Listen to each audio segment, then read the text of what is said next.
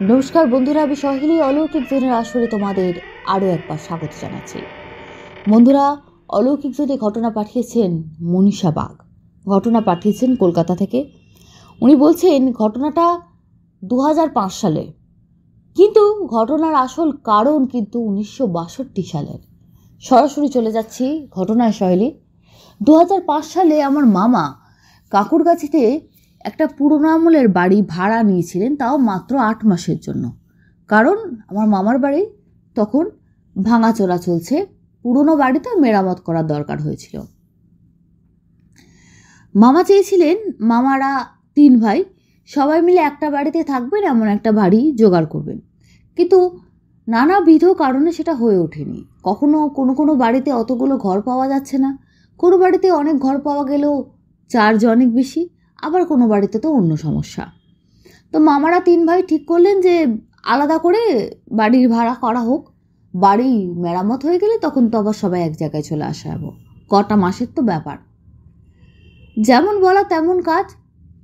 মামা 8 মাসের জন্য কাকুরগাছিতে একটি বাড়ি ভাড়া নিলেন। বাড়িতে প্রথম কটা দিন ঠিকঠাকই ছিল, তারপরে উনি যে একটা ইতিহাসের সামনে এসে দাঁড়াবেন কল্পনারও বাইরে। বাড়িতে টুকটাক সমস্যাগুলো চলছিল। বলে রাখি, মামার কিন্তু 2 ছেলে। ঘটনাটা 15 তারিখে শুরু। মামা আজও ডায়েরিতে লিখে রেখেছেন। মামা বলছে এটা জীবনের এমন একটা ঘটনা, এটা ভোলা যাবে না। মামার ছোট ছেলে বললেন, মা, আন্টি কাঁদছে, রান্নাঘরে আগুনের গন্ধ, কিন্তু সব তো বন্ধ, উনুনও জ্বলছে না, কিছু তো জ্বলছে না। 23 তারিখ হঠাৎ করে কোথাও কিছু নেই, দরজা লক হয়ে যায় ভেতর থেকে। মামি ঘরের মধ্যে একা ছিলেন। প্রতিবেশী এসে কোনো রকমে দরজা খোলে। মামির গলায় লাল দাগ। ডাক্তার বলেন এসব স্ট্রেস থেকে হয়েছে, কিছু না। 10 তারিখ আগস্টের দেয়ালে কালো ছাপ হাতের মতো। ছেলেরা প্রচণ্ড অসুস্থ। তো মামা যান থানাতে। থানার ওরা বলে এখানে একটা পুরনো কেস, আমরা কিছু করতে পারবো না, কটা মাসের তো ব্যাপার, সহ্য করুন, আর না হলে বাড়িওয়ালাকে বলে কিস্তির টাকা ফেরত নিয়ে অন্য জায়গায় চলে যান। মামা বললেন যে যেভাবে বলছেন ব্যাপারটা যদি এতটা সহজ হতো আপনাদের কাছে তো আসতাম না। কিছু কিছু জিনিস হচ্ছে যেটা স্বাভাবিক লাগছে না। প্রতি রাতেই আগুনের গন্ধ পায়, ঘর গরম হয়ে ওঠে, ছেলেরা ঘুমোতে পারে না। মামি কিছুদিন ধরে প্রচণ্ড ডিপ্রেশনের শিকার হয়ে পড়েছেন। কলকাতার বড় হাসপাতালে মামিকে সাইকিয়াট্রি ডিপার্টমেন্টে দেখানোও হয়েছে। যার জীবনে কোনো দিন ডিপ্রেশনের ডিও ছিল না লাইফে, হাসি খুশি একটা মানুষ, সবসময় আত্মহত্যা প্রবণতা, সবসময় বলছেন বেঁচে থেকে কী লাভ, মুখ চোখ সবসময় যেন কালশিটে। মামা বলছেন মামিকে লোকের সামনে বার করা যেত না, এবং মামির বাপের বাড়ির লোকেরাও ভাবতে শুরু করেছিল যে হঠাৎ জামাইয়ের কি হলো, 2 ছেলে, এতদিনকার সংসার। গায়ে প্রায় মামির দাগ থাকতো, কালশিটে দাগ, যেগুলো দেখে মনেই হতে পারে যে বাড়িতে কোনো সমস্যা হয়েছে। আপনারা বুঝতেই পারছেন আমি কি বলতে চাইছি। কিন্তু তেমন কিছুই না, অথচ গোটা গায়ে দাগে ভর্তি থাকতো সব সময়। কি করবেন ঠিক করতে পারতেন না। বাড়ি ভাড়া নিয়েছিলেন, মালিকের নাম ছিল সৌমেন্দুবাবু। উনি কিন্তু একটা ফ্ল্যাটে থাকতেন মানিকতলার কাছে। উনি বলেন ওই বাড়িটা, ওখানে ওনাকে ওনাদের পুরনো বাড়ি ছিল, বাড়িটা প্রমোটারকে দিয়ে ওনারা ফ্ল্যাট করে নিয়েছেন। ওনাদের যারা জ্ঞাতি তারা একটা করে ভাগ পেয়েছে, আর উনি ওনার বাবা মায়ের একমাত্র সন্তান ছিল, ওনার ভাগটা উনি পেয়েছে। ওনারও বোধহয় একটাই ছেলে, সেও ব্যাঙ্গালোরে না কোথায় থাকে। বিষয়টা তা না। সৌমেন্দুবাবুকে গিয়ে বলা হলো যে এরকম সমস্যার মধ্যে আমরা ভুগছি, প্রতি রাতে পোড়া গন্ধ ঘর ভরে যায়, গ্যাস বন্ধ, জনতা স্টোভ ইউজ করা হয় সেটা বন্ধ, কিছু ঠাকুরের রান্নাবান্না করার জন্য ওনার স্ত্রী উনুনও ব্যবহার করতেন, খুব ঠাকুরের নারায়ণের সেবা জন্মাষ্টমী এগুলোর জন্য না গ্যাসে যেহেতু ঠেকাঠেকির ব্যাপার থাকতো, ওনারা উনুন ইউজ করতেন, তখনও 2005 সালের কথা বলছি। সেখান থেকে সেটাও মানে কোনো কারণে পুজো আচ্ছা হয়নি, জানে নতুন বাড়িতে গিয়ে পুজো আচ্ছা করব, সেটা থেকেও কোনো কিছু নেই। অথচ গোটা বাড়িতে রাত্রেবেলা মোটামুটি 10টার পর থেকে পোড়া গন্ধ শুরু হয়ে যায়, কিচ্ছু করা যায় না, হচ্ছে মহা মুশকিল। প্রথমে উনি সত্যি কথা বলতে উনি স্বীকার করেননি কিছু, বলে না না আপনাদের আগেও তো একটি ফ্যামিলি ছিল, যদিও তাদের বেশি দিন দরকার ছিল না, তারা ভাড়া ছিল, কিছু তো কোনো দিন বলেনি, আপনারা এরকম বলছেন। তো মামা তো সত্যি বাড়িতে এসে চিন্তায় পড়লেন, ওনার স্ত্রীকে বললেন যে আমাদের আগেও তো একজন ছিল, আমাদের মানে এই বাড়িতে আসার 6 মাস বন্ধ ছিল, 6 মাস আগে ওনারা ছিলেন, তারাও তো চলে গেছে, তারা তো কিছু বলছে না। এরকমভাবে বেশ কদিন চলছিল। একদিন রাত্রেবেলা এখনও অনেকের বাড়িতে ইউজ করা হয় এমার্জেন্সি লাইট, কারেন্ট চলে গেলেই জ্বালানো হতো, একটু মানে হারিকেনের মতো দেখতে। তো সেদিন মাইমা যেহেতু মানসিক অবস্থা ঠিক যায় না, সব সময় বললাম যে একটা অদ্ভুত ডিপ্রেশন ওনার কাজ করে, ওটাকে চার্জ দিতে ভুলে গেছিলেন। এই যথারীতি এবার ছেলেরা সন্ধ্যাবেলায় পড়াশুনো করবে, চিমনি আর হারিকেন জ্বালিয়েছেন, তাতে বসে তারা পড়াশুনো করছে। মামা অফিস থেকে এসছেন, খাটে একটা সাইডে বসে চা মুড়ি খাচ্ছেন, আর মাইমাও নিজের হাতের টুকটাক জামা কাপড় ভাঁজ করা ইত্যাদি কাজগুলো করছে। বলছেন হঠাৎ করে কোনো কিছু নেই, দোতলার সিঁড়ি থেকে দমদম দমদম করে দৌড়তে দৌড়তে একটা মহিলা, চুলটা খোলা, পরনে শাড়ি, অন্ধকারের মধ্যে বোঝা যাচ্ছে মহিলার বয়স 30-এর ওপর তো হবে না, মানে অল্প মাঝে বয়সী মহিলা, বলার উদ্দেশ্য এটাই, বয়স্কও না আবার প্রৌঢ়া তো বলাও যায় না। ঘন চুল, অন্ধকারের মধ্যে বেশ চিৎকার করতে করতে দৌড়তে দৌড়তে দৌড়তে নামলো, আর তার সঙ্গে সঙ্গে একটা ধোঁয়া, তিনি নামছেন তার সঙ্গে সঙ্গে একটা কুণ্ডলীকৃত কালো ধোঁয়া, যেমন কোথাও আমরা যদি আগুন জ্বালাই বা কিছু সেখানে একটা ধোঁয়া বেরোয় না, গ্যাস বেরোয়, সেরকম ধোঁয়া তার গা থেকে বেরোতে বেরোতে সে নামতে নামতে আসছে দৌড়তে দৌড়তে। মামা মাইমা ছেলেগুলো তখন ছোট, তারা মানে পাগলের মতন ভয় পেয়ে 3জন একটা জায়গায় জড়ো হয়ে বসে পড়েছে। পরে সিঁড়ির দরজা বন্ধ, সমস্ত কিছু বন্ধ, এবং কি ওই এরিয়াটা এত মশা হয়, মাইমা দুপুরবেলা থাকতে থাকতে সূর্যর আলো থাকতে থাকতে জানলা দরজা বন্ধ করে দিতেন, তখন ম্যালেরিয়া খুব কলকাতায় চলছিল। সেখানে একজন বেশ সমর্থ ভদ্রমহিলা দৌড়ে দৌড়ে নামছে, যেখানে নামার কোনো চিহ্নই নেই। এখন অনেকে বলবেন দরজা ভেঙেও তো নামতে পারে, দরজা ভেঙে নামতে গেলেও দরজায় আওয়াজ হবে, একটা দরজা ভাঙা তো ইয়ার্কির কথা না। এনারা বসে আছেন, হঠাৎ করে ওই মহিলা দৌড়তে দৌড়তে নামলো, নেমে দরজা খুলে একেবারে শটান বাইরে বেরিয়ে চিৎকার করতে করতে চলে গেল। বলছে এই দৃশ্য দেখার পর মামা বলছেন আমার স্ত্রী কাপড়ে মানে টয়লেট করে ফেলেছিলেন, এবং আমার ছেলেরাও। আমার অবস্থা তো আর বলার উপায় নেই, আমার শরীর ঠকঠক করে কাঁপছিল, এবং আমার হাত পা থরথর থরথর করে কাঁপছে, মনে হচ্ছে যেন 3 কিলোমিটার দৌড়ে এলাম, এত জোরে আমার হার্টবিট ফাস্ট হয়ে গেছে। তার অনেকক্ষণ বাদে লাইট এলো, তার মধ্যে অন্ধকার, লোডশেডিং, কি করবেন মামা বুঝতে পারছেন না, আর গোটা ঘরে পোড়া গন্ধ ভরে গেছে। তখন মামার মাইমার বচসা লেগে গেল যে বাড়িটা নেওয়ার আগে ভাবতে পারলে না, এবার কি করব, ছেলেগুলোকে নিয়ে কোথায় যাব, আমার বাপের বাড়িতে যাব, সেখানেও জায়গার সংকুলান, তারপর এদের স্কুল আছে, পড়াশোনাও আছে, অত দূরে, মাইমার বাপের বাড়ি কৃষ্ণনগরে, সেখানে গিয়ে বসে থাকলে তো এই বছর মিস হয়ে যাবে, পড়াশোনা হবে না। মামা বললেন লেখাপড়া থাক, লেখাপড়া থাক, প্রাণে বাঁচো। ইতিমধ্যে কারেন্ট চলে আসে, মামা বলছেন প্রাণে বাঁচো, এখানে থাকলে বাঁচা যাবে না। ওই ভদ্রলোক সৌমেন্দুবাবু যাই বলুন, এ বাড়ি স্বাভাবিক না, স্বাভাবিক বাড়ি হলে এরকম ধরনের ঘটনা ঘটতে পারে না। তারপরে লাইট আসার পর 2-1 প্রতিবেশীকে ডাকা হলো, আমাদেরও তখন আমার মা বাবাকে মামা ফোন করেছেন, আমাদেরও তো যেতে সময় লাগবে। তখন আমরা হাওড়ায় থাকতাম। আমার বাবা মা বললেন সময় দাও, ঘন্টাখানেকের মধ্যে আমরা পৌঁছে যাচ্ছি, বেশিক্ষণ সময় লাগবে না। মোটামুটি আমরা যখন পৌঁছলাম, আমাকে নিয়ে যায়নি, কিন্তু আমি ঘটনাটা শুনেছি সেই মায়ের দৃষ্টিভঙ্গি থেকে বলছি আর কি। যখন আমাদের বাড়ি থেকে আমার মা বাবা সবাই পৌঁছালো, আমার ছোটো কাকাও গেছিলো এবং ওখানকার পাড়ার 2-1জনকে ডাকা হয়েছে, তারা অলরেডি তখন ছিল। ওপরে জানলা টানলা সমস্ত কিছু দেখানো হচ্ছে যে দেখো কোথাও কিচ্ছু নেই, দরজা যেমন কাঠ তেমন কাঠের দরজা বন্ধ, যে সিঁড়ি থেকে কেউ নামবে খিলও তোলা, একটা আঁচড়ের দাগ অবধি নেই।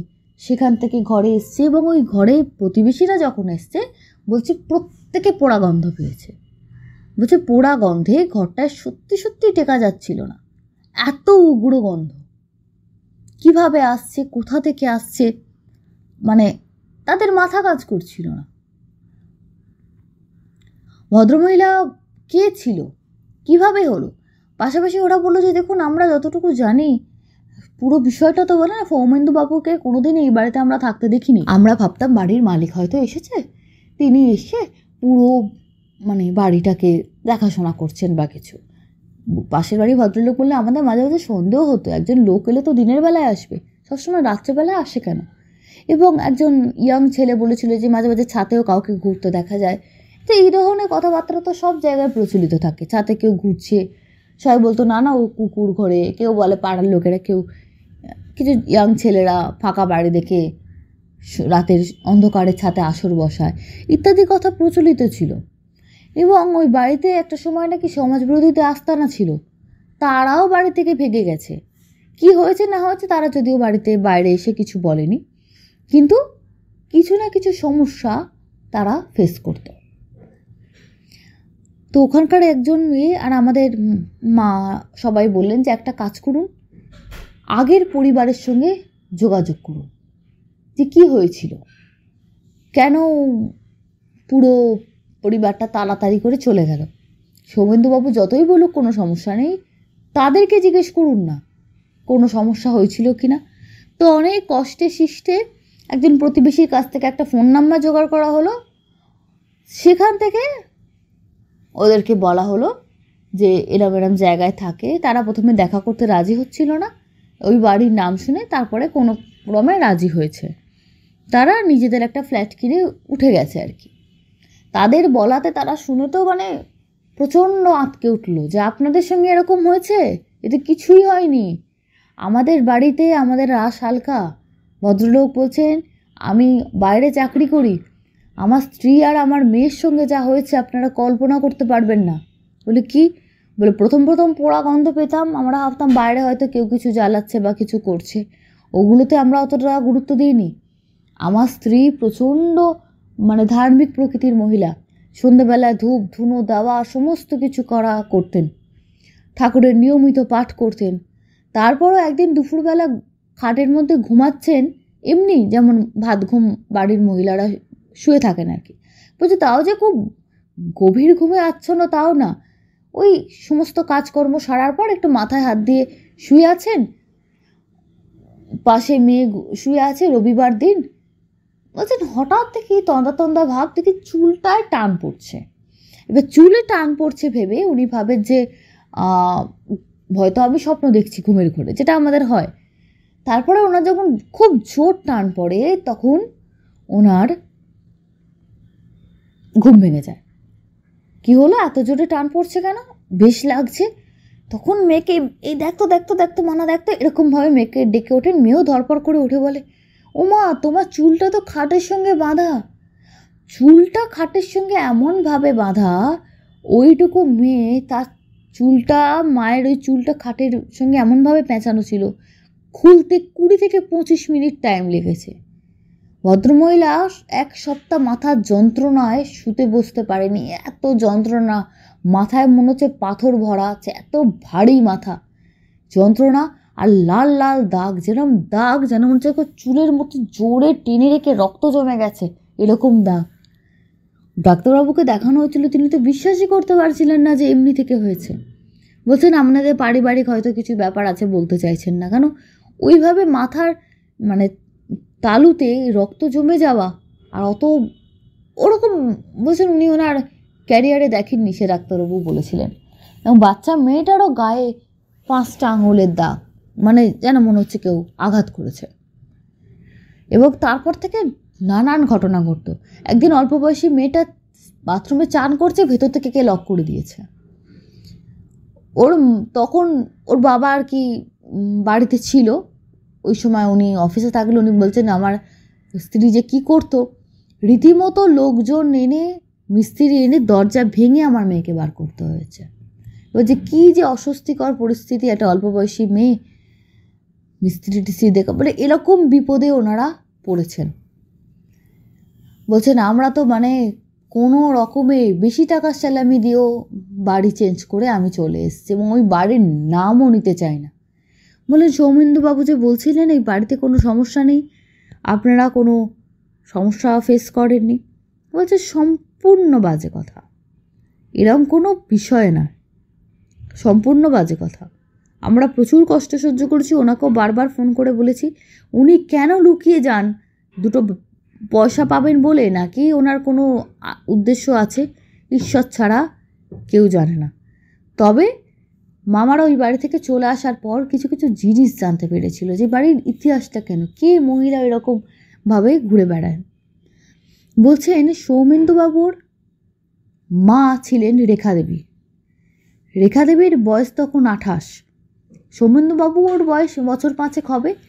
তার মা মানে সৌমেন্দুবাবুর ঠাকুমা আর সৌমেন্দুবাবুর বাবা ওনার মাকে খুব অত্যাচার করতেন, প্রচণ্ড অত্যাচার করতেন।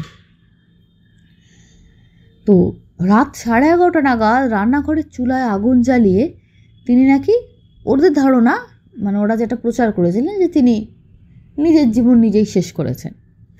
পারিবারিক ঝগড়া অশান্তি প্রায় লেগে থাকতো, পাড়ার প্রতিটা লোক ওদের চিৎকারে কাক বসছে, চিল উড়ে যাচ্ছে, এরকম টাইপ ছিল তখনকার দিনের ঘটনা। এটা প্রায় 1962 সালের ঘটনা। তার শাশুড়ি মা সাক্ষী দিয়েছিলেন যে আমার বৌমা মানসিকভাবে অসুস্থ ছিল, আমরা অনেক চিকিৎসা করিয়েছি, ওর মানসিক রোগ ঠিক হয়নি, ও নিজেই একটা হঠকারী সিদ্ধান্ত নিয়েছে। প্রতিবেশীরা বলেছিল যে আমরা ধোঁয়া দেখে ছুটে এসেছি, তার স্বামী চিৎকার চেঁচামেচি করছিলেন আমার স্ত্রীর কী হলো, বাঁচান বাঁচান। কিন্তু এবার নিজে থেকে তিনি করেছেন না তাকে কেউ করেছে, এটা তো আমরা বাইরে থেকে বাইরের লোক বুঝতে পারি না। আরজিকর মেডিকেল কলেজে ওনার তখনকার দিনে পোস্টমর্টেম হয়েছিল, তাতে যে যে জিনিসগুলো পাওয়া যায় সেগুলো তো সব কিছুভাবে ইউটিউবে বলা যায় না। উনি বলেছিলেন যে কিছু কিছু জিনিস এমন আছে যেটা সুইসাইডের নয়, কেন গলায় অনেক দাগ পাওয়া গেছে এবং গায়ে অনেক চিহ্ন পাওয়া গেছে, যে যে মানুষ নিজের জীবন নিজে শেষ করে দেয় তার গায়ে ওই ধরনের চিহ্ন থাকবে না। 15 জন সাক্ষীকে জিজ্ঞাসাবাদ করা হয়েছিল তখনকার দিনে। তারা সবাই ঝগড়াঝাটির কথা বলতো, যে হ্যাঁ ওদের বাড়িতে ঝগড়াঝাটি ছিল, অশান্তি ছিল, কিন্তু এর থেকে বেশি কিছু কেউ বলতে পারতো না। কারণ ওনার স্ত্রী বাইরে এসে কোনোদিন বলেনি যে আমার সঙ্গে এটা হচ্ছে বা কিছু। এবং তার বাপের বাড়িতেও যখন জিজ্ঞাসাবাদ করা হয় বলে আমাদের বলতো যে সব কিছু ঠিক আছে, আমাদেরকেও বলতে একটু আধটু ঝগড়া অশান্তি হয়, সেটা তো প্রতি পরিবারে হয়, কিন্তু কতটা কি হতো বলে সেটা তো আমরাও জানি না। কিন্তু বাপের বাড়ির লোকেরা বলেছিলেন যে আমাদের মেয়ে এরকম নিজের জীবন নিজে শেষ করতে পারে না। আমি উচ্চারণ করছি না বিষয়টা, কারণ করার কথাই না। খুব শান্ত পরিশ্রমী মেয়ে, আর কোনো রকম ডিপ্রেশন বা মানসিক রোগ যেটা শাশুড়ি বলছে সেটা সম্পূর্ণ মিথ্যে কথা, সম্পূর্ণ মিথ্যে কথা। তারা অনেকগুলো ভাইয়ের মধ্যে তিনি একজন বোন, এবং তার কোনো রকম কোনো কিছু এমন ছিল না যাতে তাকে জীবনে এরকম একটা সাংঘাতিক সিদ্ধান্ত নিতে হবে। তার বাবা একটা কারখানায় চাকরি করতো, দুর্ঘটনায় মারা যায়। তারপর থেকে মা সেলাই করে অতগুলো ছেলে মেয়েকে বড় করেছেন। মামারা সাহায্য করেছে, কিন্তু উনি অনেক কষ্ট করে মেয়েকে বড় করেছেন, তারপরে ঘটক দেখে বিয়ে দিয়ে দেন। আর সৌমেন্দুবাবুর বাবা হরেন্দ্রনাথ বাবুর ছিল কাপড়ের ব্যবসা, বড় বাজারে ভালোই ব্যবসা চলতো, এবং একটা সময় ব্যবসায় মন্দা হয়েছিল বলে স্ত্রীর গয়না বিক্রি করেও বেশ ব্যবসায় দাঁড়িয়েছিলেন। কিন্তু তারপরেও ওদের কোনো রকম, মানে ওদের কোনো কিছুতে শান্তি ছিল না। বছরটা এতটা কঠিন গেছিল, আমার মামা সেই ঘটনার পর থেকে যখন সবার সঙ্গে কথাবার্তা বলে, কারণ কিছু করা যাচ্ছিল না, মামা ভাবলেন যে ছেলে দুটোর এই বছরটা লস হয় হোক, মামার বাড়িতে পাঠিয়ে দেওয়া হোক, কারণ প্রাণে বাঁচানোটা খুব দরকার। সবাই পরামর্শ দিল, কারোর বাড়িতে থেকে পড়াশুনো করবে, সেটা ছেলেরা আবার মাকে ছাড়া থাকবে না, এই বিষয়টাও আছে, নাহলে এক কাকার বাড়িতে রাখা যেত। এবার সবাই মিলে প্রত্যেকেই একটা করে ঘর ভাড়া নিয়ে আছে, ওখানে ওভাবে থাকা সম্ভব না। সমস্ত কিছুকে বিচার বিবেচনা করে বলল যতদিন না নিজেদের বাড়িটা হচ্ছে, সে বছরটা ওদের পুরো লস হয়েছে। হ্যাঁ, বাড়িতে পড়াশুনো করতো, কিন্তু স্কুল ছাড়তে হয়েছিল সে বছরটা, কারণ একটাই, বাড়ির পরিস্থিতি। উনি বলতেন যদি জানতাম এরকম হবে, বলে পরে আমরা সৌমেন্দুবাবুর কাছে গেছি, সমস্ত কিছু বলেছি যে আপনার জন্য আমার ছেলেদের একটা বছর নষ্ট হয়ে গেল, আপনি যদি ভাবে গোপন করে দুটো ভাড়ার জন্য আপনার এত বয়স হয়েছে এরকম করলেন, আপনার মায়ের এত বড় একটা ইতিহাস পুরোপুরি সম্পূর্ণ চেপে গেলেন যে আপনার ওই বাড়িতে তাকে মেরে ফেলা হয়েছে। বলছে না, অনেক দিন আগেকার কথা, সত্যি মিথ্যে কী জানি। বলে কেন বাজে কথা বলছেন, আমরা সমস্ত জেনেছি, এখনও কেন বাজে কথা বলছেন? যখন জানেন আমরা সব জানতে পেরেছি, এরপর মিথ্যা কথা কেন বলছেন? বলছে শৈলী, ভৌতিক ঘটনা কি আমার মায়েরা নিজে চোখে কখনো দেখেনি, কিন্তু মামার বাড়ির যা অবস্থা। আর তারপর হচ্ছে আরও একটা জিনিস প্রতিদিন ঘটতো, সেটা হচ্ছে একটা ধূপও জ্বালানো যেত না সন্ধ্যাবেলা। কোনো দিন একটা ধূপ জ্বালাতে পারেনি, বাতি জ্বালাতে পারেনি, কোনো কিছু। ওই দেশলাই দিয়ে আপনি আগুন জ্বালান বা কিছু করুন, জ্বলবে। ধূপ বা বাতি জ্বালাতে গেলে জ্বলবে না, বা প্রদীপ জ্বলবে না। তুলসী গাছ রাখলে তুলসী গাছ শুকিয়ে যাচ্ছে, কোনো একটা ছবি যদি টাঙানো হতো, ছবি ভেঙে পড়ে যেত।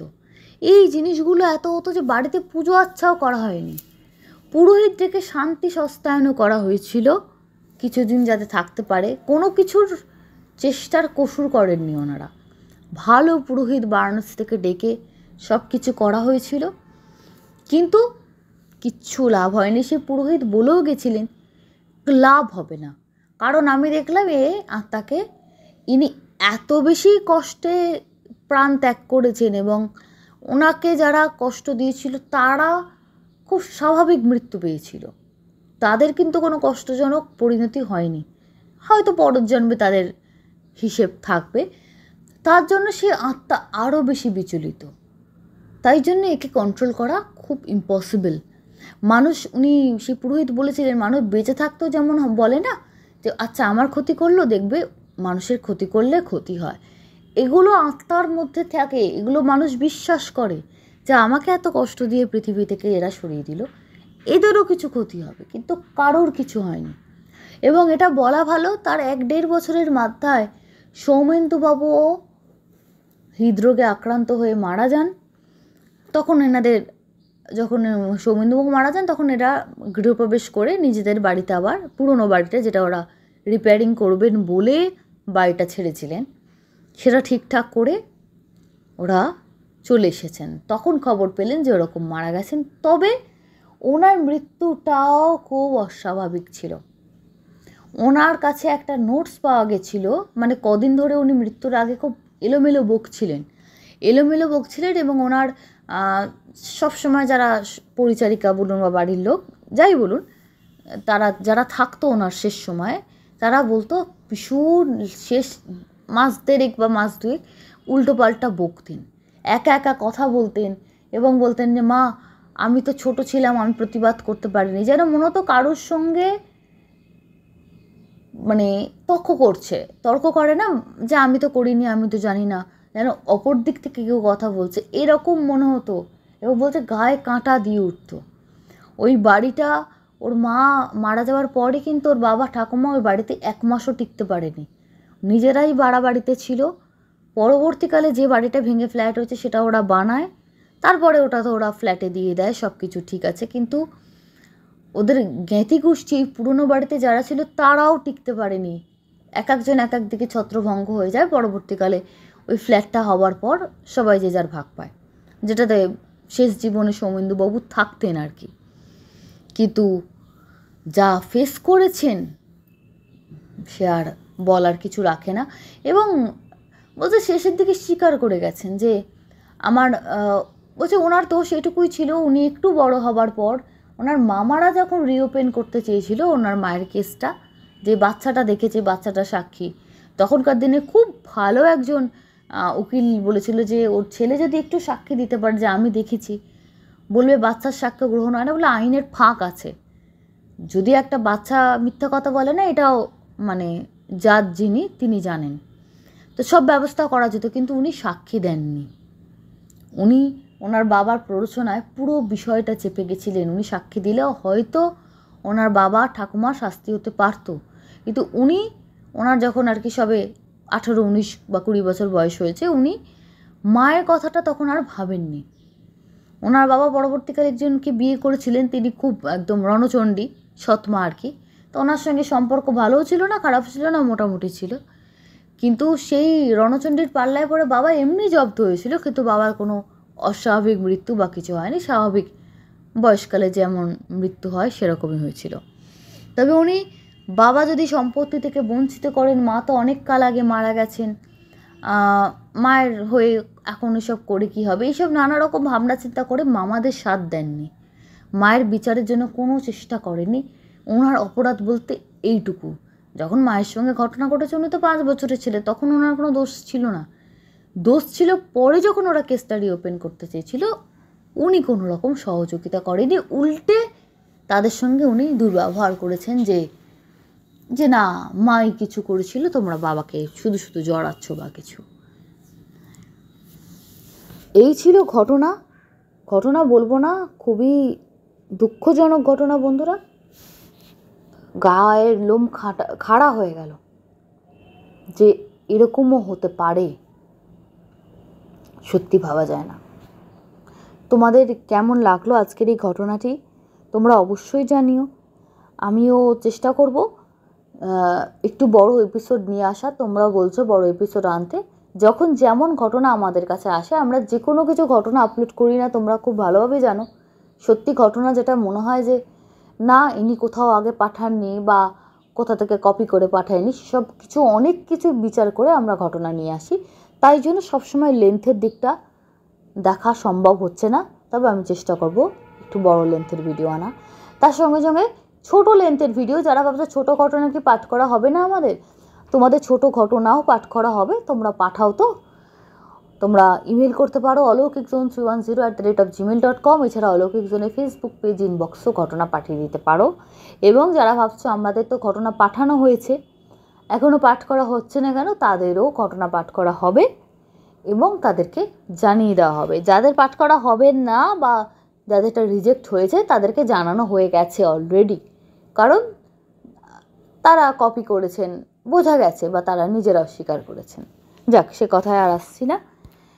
তবু তোমাদের কাছে অনুরোধ করব, তোমরা যখন ঘটনা পাঠাবে একটা দিক মাথায় রেখো, ঘটনা যেন সত্যি হয়, এবং দ্বিতীয় কথা, ঘটনা যেন কোনো জায়গা থেকে কপি করা না হয়। এই দুটো জিনিস প্লিজ মাথায় রেখো, এটা আমার রিকোয়েস্ট তোমাদের কাছে। সরাসরি চলে যাচ্ছি কমেন্ট বক্স সেকশানে। কমেন্ট করেছেন মানুষ মজুমদার, লিখেছেন দিদি রেগুলারলি এমন ঘটনা আপলোড করুন, এক্সিলেন্ট। কৃপা ত্রিপুরা লিখেছেন অদ্ভুত ঘটনা। ডিলাইটফুল কার র্যালি লিখেছেন ঘটনাটা খুব ভালো লাগলো, অভিনব ঘটনা। রিয়া পাজা রান্নাবান্না অনেক দিন বাদে কমেন্ট করেছেন, খুব ভালো লাগলো, হার্ট টাচিং স্টোরি, সত্যিই মনে হচ্ছে প্রতিভা থাকলে তার চাপা থাকে না। দীপা ব্যানার্জি লিখছেন অসাধারণ লাগলো। রেখা চন্দ্র লিখেছেন খুব মর্মান্তিক ঘটনা। দামিনী পাল লিখেছেন আমি বিশ্বাস করি প্যারানর্মাল অ্যাক্টিভিটিস জিনিসটা, আমি নিজেও শিকার হয়েছি, তবে বিশ্বাস করলাম আজকের ঘটনাটা। আর হ্যাঁ, আমার চেনা জানা যারা বিশ্বাস করে না তাদেরকে বলি, যখন মাঝরাতে নিস্তব্ধ থাকবে রেল লাইন দিয়ে যেতে।